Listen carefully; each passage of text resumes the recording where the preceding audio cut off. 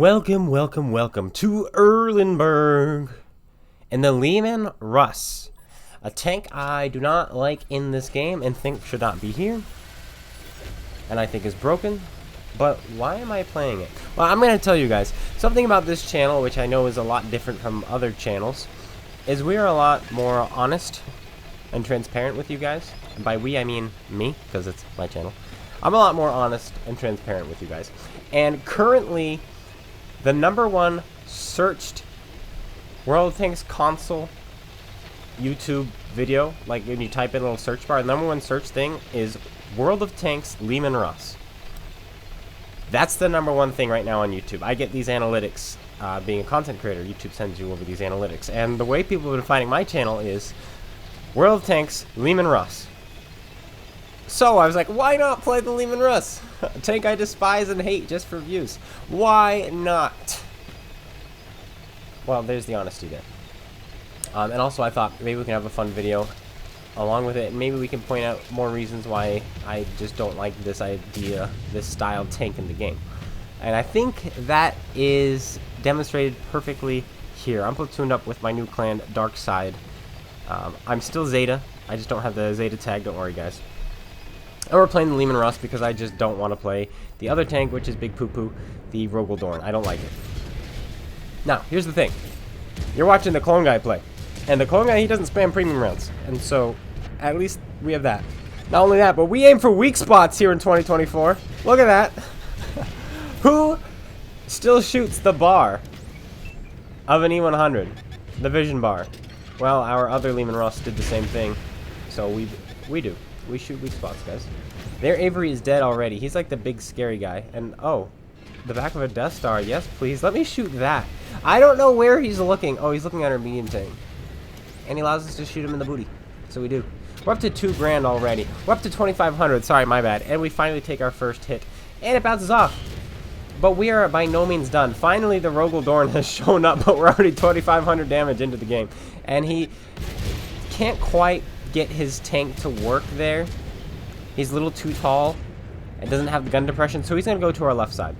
And he's taller than us, so that should work just fine for him. Hello. We hit the angled pike nose, upper plate, upper glacis, whatever you want to call it, on the IS-32 there, and we bounce off our first non-penetration. Oh, we've got another one. We're up to 3,500 damage done. The Rogal Dorn pulling off a kill as well. And it's just every 8 seconds, 9 seconds, we have another shell to fire. Hello. Finish that guy off, and we just block more damage. We're up to 2,300 damage blocked, 3,600 damage dealt. This tank is vastly superior to the Rogal Dorn. There's no doubt in my mind. You're smaller, you're quicker, you got better DPM. I just don't see a reason for the Rogal Dorn since this tank already exists in the game. Leman Russ kills off another one. Hello, lower plate. We put it in. Death Star puts a shell into us, and we take our first bit of damage, but not before we blocked 2,800 damage and dealt 4,075. And we're not done yet. This is going to be a pretty big game. Between the 3 of us, these damage numbers are damage numbers I have not seen in a maybe even ever between 3 players. Just the amount of blocked and dealt damage is absurd, and I can't wait to share them with you guys at the end here. Now, I've seen platoons do more damage than what we're going to do. There's no doubt about that. But as far as impact in the game goes, this is absolutely mind-blowing. There is no artillery to shoot us. The Death Star is shooting AP. The Avery got killed right away. And so this is just a dream match for big ol' heavy tanks like this, where you don't want to get shot by tanks that can kill you, derp you, HE you, all that jazz. We are safe from that. Now we are making the advance. No premium rounds fired. We're up to 5,000 damage. The Death Star is there, kind of scared of him. Aim for his view bar, and we miss. And he misses as well. He goes down. T110E5 kills him. But that really helps us out. Now we've got a Leopard on our left and an Iron Arnie on our right. So we got to be careful of that. There's the Leopard. Fired off. Shell goes low left. Fine, whatever. Point our armor that way. He's not looking. Point our armor back this way. Take the bounce. And we're going to aim this one more carefully. Finish him off. Down he goes. 5,000 damage. Hello. This guy gets hit by an Avery. Avery does not pen. And now the Avery's blocking, but not long enough before we can put another shell in. 4 kills with our Leman.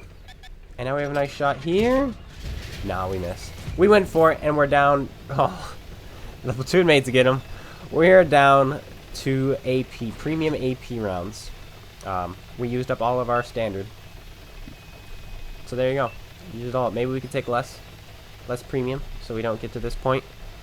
But it's the point we're at. Now, there are going to be plenty of those who are watching this and deciding for themselves if they want to buy this tank because it's on sale right now. And a lot of people are going to be upset about that. Like, why are you encouraging people to buy this tank? I'm not necessarily encouraging people. I'm putting out content. All right, I want people to make decisions themselves. I obviously tell people a lot of things in this because I have my own opinions, and I tell people don't buy this, don't buy that. But in actuality, I still put out reviews of those tanks. Why? Because I still want people to make that decision for themselves. Oh, nice shot there. Thank you, RNG. I still want people to make that decision for themselves so that it's not just me telling you what to do. Okay? Otherwise, I wouldn't put out a review. I would just say, hey, don't buy this tank. And I wouldn't show you how amazing it is or how much it could do. Because, frankly, what we need in this game is people to make their own decisions. People to be smart. People to think. People to understand that this is not good for the game or that is good for the game. But there it is. Those are the damage standings. Look at all three of us up top. Them with their fancy commanders. We don't have a fancy commander. We did 58, almost 5,900 damage. And if we combine that with the damage my platoon mates did, we did 16,704 damage together. And then if you add up the damage we blocked together, cumulatively, there's the word, 14,840 damage. Meaning, with damage received as well as damage blocked, together we dealt and received over 35,000 damage in this game. 35,000. 3 tanks. Yeah, that's a little broken. Moving along, we are pulling out the Cobra. A tank that I don't necessarily fear in this game, and I don't think is overpowered in this game. It's easy to kill, doesn't have armor, not very fast. It can pump damage very quickly, but you have to aim your shots. You have to get side shots because you're firing Hesh. It's one of those, which, hello cat, that can be cancerous if you know how to use it. And we're platooned up with Darkseid again, but also Jonathan Archer, one of the OGs, one of the greatest OG players of all time. Someone who I used to look up to. Someone who, at one point, back when I hated premium rounds and I was brand new to the game, I complained to for shooting me with premium rounds in his FCM 50 ton while I was in my IS-6, and he just pwned me. But it was a skill issue, guys. That was way back in the day. I had no skill. What are you doing, kitty? On my desk! Getting wrapped up in my wires. We put a shell on the move into the T-62A there. And that's it. Now we're reloading. Almost 40 seconds to reload. But we're just... This is us having fun. Now, while you watch the main mayhem in the back, I would like to explain some things about this game. Some things that I've discovered. A lot of people complain about the algorithm trying to make sure you lose the game, especially since 6.0 or a little bit after 6.0. There's been an algorithm in the game that's making you lose the game. False. I've figured it out. Wargaming released skill-based matchmaking, and there's an article on it. I haven't been able to find the article because they don't save all their articles, unfortunately, but they had said they'd released skill-based matchmaking, meaning the game is looking for people to place on the enemy team to go up against you. So if you are a 55% win rate player, it's going to find somebody who's around 55% win rates. Meaning, you're in a lobby which is 50-50. So if you have a higher win rate, you're going to be noticing yourself losing more games than you're used to. If you are a 48%er, you're going to be finding yourself winning more games than you're used to, averaging out at about 50%. There it goes. That's why you're noticing it. And the reason why great, and I mean like super great players aren't noticing, because remember, super unicum is a 1 in 1,000. Every 1,000 players, you find one super unicum. Meaning, when you're in a match of 30 people, if you're a super unicum, they're not going to find someone to match up against you. More than likely, most of the time. They're going to find somebody, if you have a 65% win rate like I have almost a 66% win rate now. When you have a 66% win rate, the best they can find most of the time is probably someone with a 56% win rate. And they're going to match that person against you. And so guess what happens? When you have a super high skill in a game that now uses skill-based matchmaking, but the player pool isn't that big, that player who has a high win rate is going to win even more. Because it's trying to match all these players against each other evenly, but they can't find anyone for you. So they pick a sad sap to go against you, and that's your equal. That is the state of the game. That is why the games seem unbalanced to you, why you think the game is broken and out to get you. But in reality, it's a mechanic. It's skill-based matchmaking, something everyone suffers from. And that's why a lot of the content creators, you notice, don't seem to suffer from it, because oftentimes the content creators have super W8. You have Gambit, who has insane W8, who has insane win rate, insane battle rating in this game. And then you have Sod Mad Haven, same thing. You have Eclipse, who's also a Unicum. You have all these content creators who are typically Unicum, and when they are Unicum, they're not suffering from it like the rest of you are. It's that simple. But watch what we do to the C50. We bounce off, we miss, and then somebody hits him in the ammo rack, and we detonate it. Kaboom!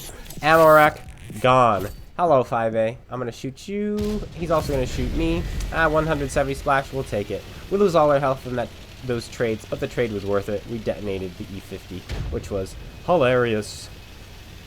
And now we're at the end of the game. There's just 2 tanks left on the enemy team. One of them being this 5A, still alive, and I'm crashing into dead tanks. So I go through here. There's another one! They put it behind this tree.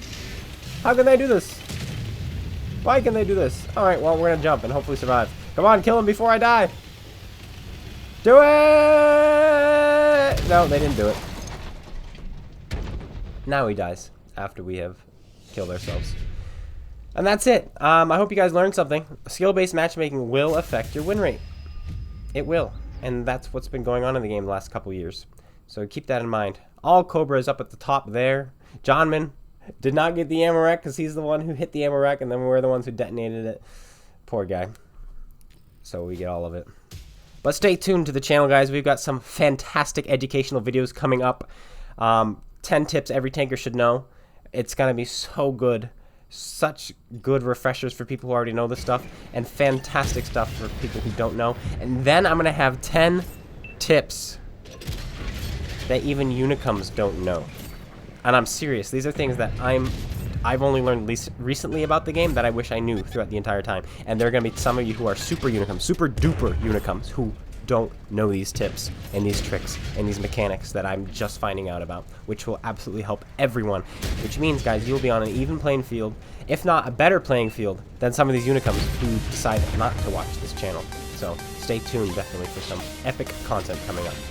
Anyway, that's it, guys. I hope you all enjoyed. If you did, slap that like button, comment, and subscribe, and I will see you all later. Take care, everyone, and peace out.